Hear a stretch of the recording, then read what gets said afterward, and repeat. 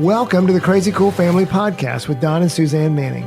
Parents, what if we could give you the power to transform your family into something absolutely amazing? A family where everyone is healthy, gets along, loves Jesus, and has great purpose in life.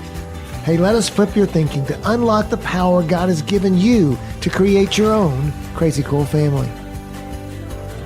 Okay, we are wrapping up the culture series. We've had so much fun with this, and I hope you have too. If you haven't listened to all the podcasts, all of them, all of the podcasts, I was going to say all the messages, but we're not in church, so never mind. Hi, Suzanne.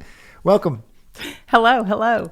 Yes, we have been it feels like we've been talking about encouragement, safe haven, relational discipline, unity for weeks and weeks and weeks and weeks and weeks and weeks and weeks. And so we're wrapping up the spring semester and we are heading into the summer, and we just think this is a perfect opportunity to kind of wrap up this concept of culture. And if you want even more information than we gave you in our podcast, which we have courses on each one of these pillars. And so where do you get those? You go to Basecamp, basecamp.crazycoolfamily.com if you're not already in there. And so I was just going to say that I don't know about you, but spring feels like it's a crazy time of year, and fall is a crazy time of year. And then the holidays are a crazy time of year, but summer just brings a completely different pace. And so I hope you do take the time to go look at the base camp and some of the courses and get encouraged in your parenting, because that's what the courses are for. They're just to encourage you. And so as you're facing summer, I don't know about you, but I just had such great hope when my kids were small and I had summer in front of me and I had no agendas or no schedules and we didn't have anywhere we had to be. I guess in the beginning we played baseball, at the beginning of the summer. But after that, it was just sleep in as late as we wanted, stay up as late as we wanted, watch movies if we want to, play outside. Yeah, it's summer. funny and other parents may be more like me. It's like my world didn't change because you still had to go to work and get up. and some of our parents are two earner couples. So, it really makes for summer's a change. Okay. And it could be like with Suzanne, it was like, hey, I don't have the responsibility. So many responsibilities. We can go swimming. We can do whatever we want. But for some people, it's just a little bit different. And so, but for anybody, as you look at your summer, whether you are a stay-at-home mom, whether you're a working dad, or whether you have a two-earner couple, or whatever happens, what would it look like? What would it look like for you if at the end of the summer you said, the culture in my home has become more life-giving? And we tend to gravitate towards the word fun. It doesn't always mean fun. It doesn't mean, I've got to be fun dad. I've got to be fun mom or whatever. That's great to do that sometimes, but maybe everybody loves fun. Yes, but really what we're talking about is exercising these 4 pillars in your home. What if you became more encouraging this summer? What if you became a better listener this summer and you really just purposed that you were going to listen to your kids? What if you tried out some new discipline methods and quit taking their phone every time they do something wrong, or or quit whatever that one discipline thing is that doesn't work, and try some of these new methods. And so our challenge to you for the summer is really 2 things. One of them is go back to base camp, listen to the courses over the course of the summer. It's, be great to go back and do that. But really the real challenge is purpose with your spouse, if you're married, that we are going to have at the end of the summer. We're going to look back and we're going to have built, we're going to take up some next steps on building a more life-giving culture in our home. So today, as we wrap it up, we're going to give you some really practical ways, just a quick, not a long podcast today, just some quick practical ways. Of course, we say that and we'll go like, but we're going to go through some quick practical ways to make that happen in your home. Yeah, and so before we get into the practical, I'm sure you're teed up and ready to go with that. I'm ready. I just want to maybe cast vision for you a little bit that we're building our children's childhood. That's what we're doing, and we only have so many summers with them. Like Maddox went off as a freshman in college this year, and I expect all of my freshmen to come home the summer between their freshman and sophomore year, because after that they usually take summer school or work a job, or they travel or whatever, but he's actually not coming home.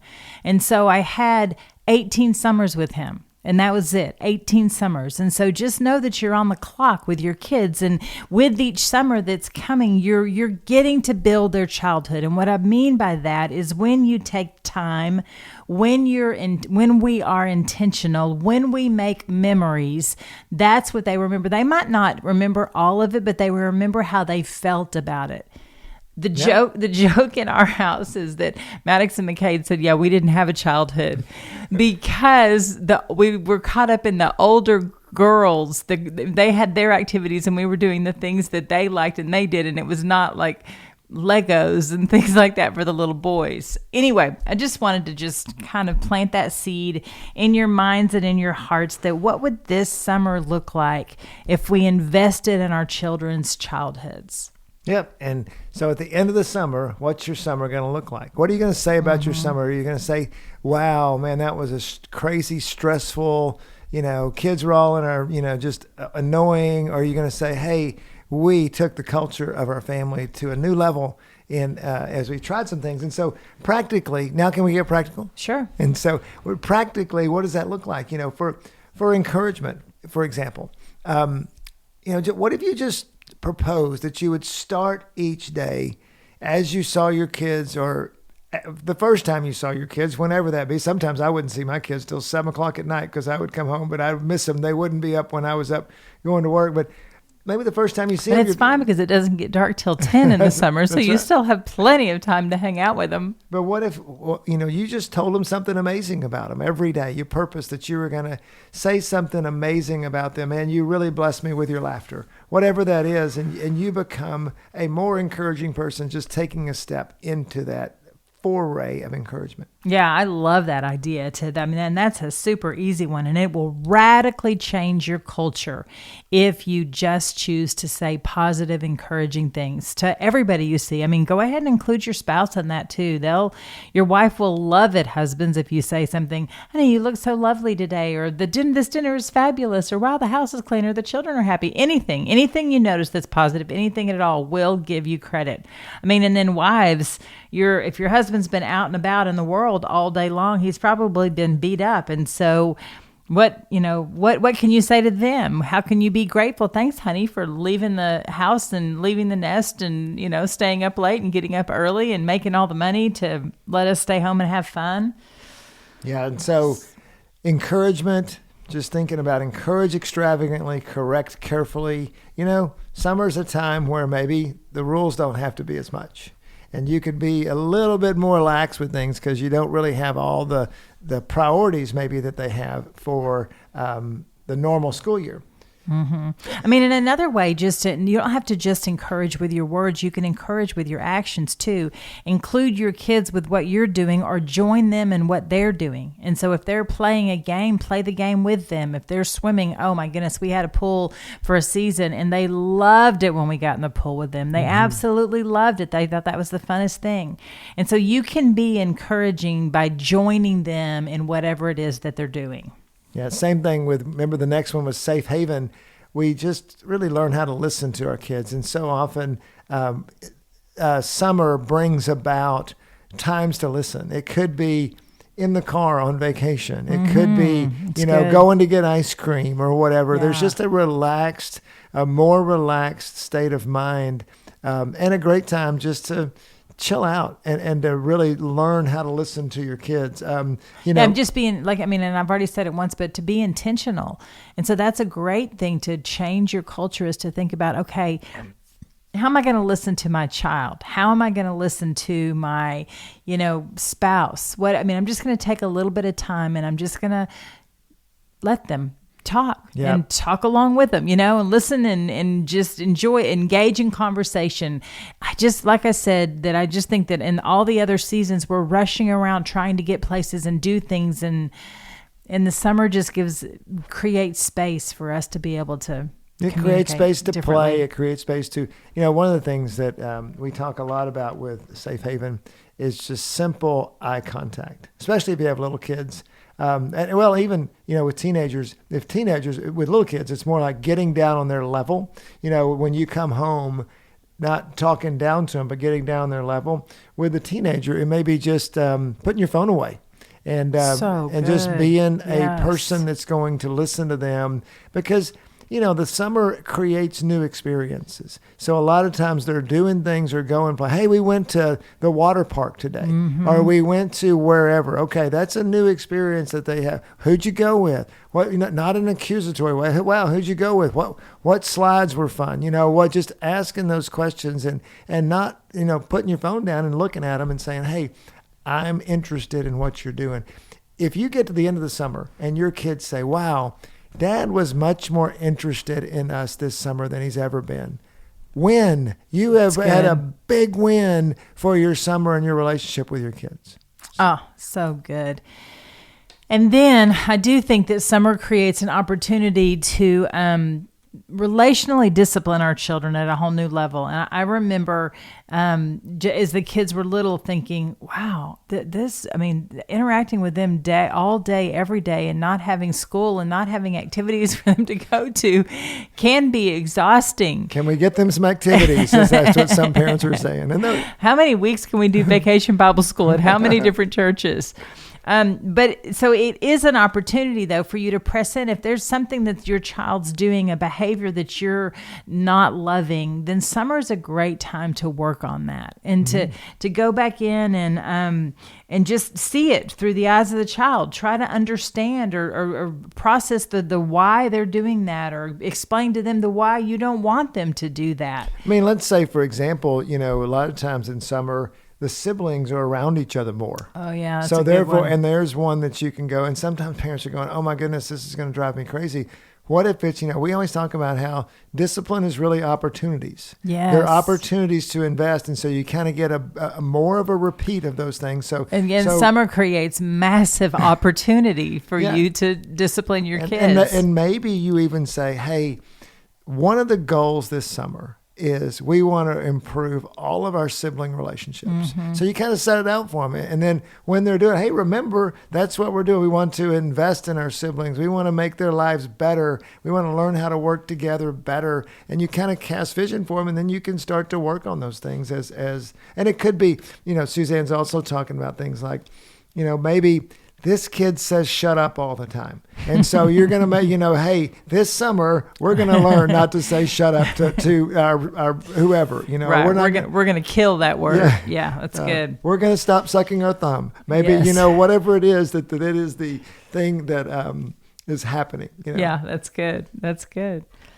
And then unity is the last pillar in culture. And I just think that summer is the prime time to work on unity. You've got everybody in the house under the same roof for a large quantity of time. How are you going to unite everybody? How are you going to tie everybody together? How are you going to find common ground among all the uniqueness and differences? Because one child's going to want to wake up and want to play Legos. Another child's going to want to go swimming. Another child's going to want to finger paint. And so how do you unify all of those activities? And so what we did, one of the just a super simple thing that we would do in the summer is that we would put all of our activities like on a piece of paper in a bowl, and we'd pull it out and say, okay, today, this is what we're going to do. Molly picked this, and we're all going to do this because this is what Molly wanted to do. And we're going to honor and value our sibling by doing what they want to do with a good attitude, and going in and doing something like that.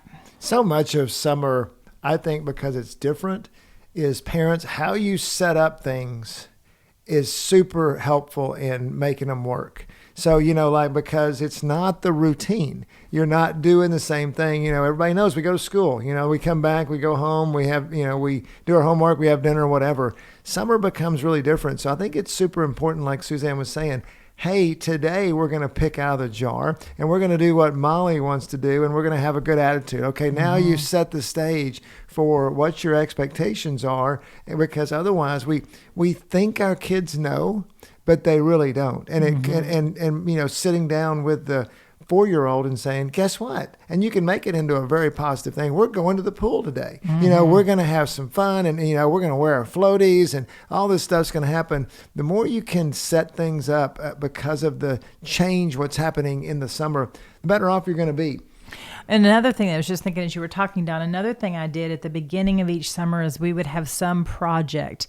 Like several years we painted the fence. We stained the fence. The poor small children were out there in the blazing Child sun. labor. Yeah, painting the fence, up and down the fence like Tom Sawyer, all the way down, except for they didn't, give the project away to all their friends. We would clean out flower beds, or we cleaned out closets every summer. We'd go through our toys. And so I would basically recruit all of them to help me do projects, because it's my house, but it's their house too. I live there, but they live there too. It's their things. And so that's one of the things that we did to even build unity as well, is to work together on different things. One great goal this summer would be to add what we call the family name into your summer. That by the end of the summer, so what we would do, and this was not just something we did in the summers, we did it all throughout but we would say, hey, you're a Manning. Mannings do this, or Mannings don't do this. Mannings don't throw fits. Mannings honor others. Mannings, and clear the table at the restaurant when you're finished eating, if it's, Chick-fil-A. I still struggle with that one, but there's... You want people to clean up after you? I know, yeah, I do, actually. I mean, we all do, actually, if you really get to the core of it. If you're really honest, I do, yes. Okay, I admit it. So, but really just having it be, having your name means something. It's the first time our kids can really identify with something beyond themselves. And so that's a great thing. It's a great little project to put in this summer. And you don't have to announce it. It's just, hey, we're a Manning. You're a Smith. You're a Jones. Whatever it is. Yeah, whatever your last name is. If you want to say you're a Manning, that might confuse the children. But that's right. That's a great project. So really, I think you can see where we're going with this. What are some things, your family's unique. Your family's different. Maybe this is the summer that 2 of your kids learn how to play the violin, and they're going to do it together or whatever. Or maybe this is the summer that, that your little guys are going to learn how to swim or ride a bike or whatever it is, because that can also, setting some goals for the summer, kind of wrapping culture up is also a good thing. Now, again, don't get too, it's summer, so, just be flexible with it. But hey, we've got some aspirations. We're going to clean out the closets. We're going to, at the end of the summer, we want our flower bed to look amazing or whatever that is. One of the things that Madeline does every season, so she does a bucket list. And so she gets a big piece of paper and they write all their dreams of what they want to do for the summer. Like a big cardboard, like a big, deal that she hangs on the wall that they can all check off. I think it's probably a piece of poster board. I think poster board. That's what I'm looking for. Yeah. And so they write, we're going to go swimming. We're going to go to the blueberry farm. We're going to get a watermelon. We're going to make popsicles, and just all the different activities. It doesn't have to be expensive, but summer we're going to go to the beach. We're going to go on vacation. Some things are expensive. We're going to all wear tank tops, one day, matching tank tops or anyway. And so that's a great thing to do as we wrap up this podcast on culture. And as you start into summer, what if you pulled the family together, ordered some pizza, and just brainstormed about all you wanted to do? And I just want to, those of you that are maybe control freaks and you're like, no, we're not going to Disney World this year, and your child wants to put Disney World on there, then I just encourage you to let the kids dream and let them put them on there. The goal is not to cross everything off the bucket list. The goal is to focus you for the summer to have fun, have activities to do, have purpose, have direction. Yeah. So if worse comes to worse, you can watch Disney videos. You can do any. You can go to the library and check out books that are about Disney characters. You could do anything. So let them speak what they want to do and create it, and don't be the naysayer and shoot it down. Yeah, and remember, culture does not equal fun. Culture equals life. Mm-hmm. Culture equals being life. But you can have fun. But you can. But please part do. Of, part Your children of being will love life-giving is being fun. Hopefully, we have encouraged you with a vision for summer that's around impacting the culture in your home and just enjoying the summer in a way that we hope and pray for you that this summer will be the best summer you ever had. Yes. Best summer you've ever had by far, and you have a big, big, big influence in making that happen. And it can be a great summer if you just let it roll out. Go have fun. I'm so excited. You guys send us, on our social media, post some activities that you're doing, what you're doing this summer. Send us an email and share with us what all you did. Let us know. Yep. And go be crazy parents this summer, crazycoolfamily.com.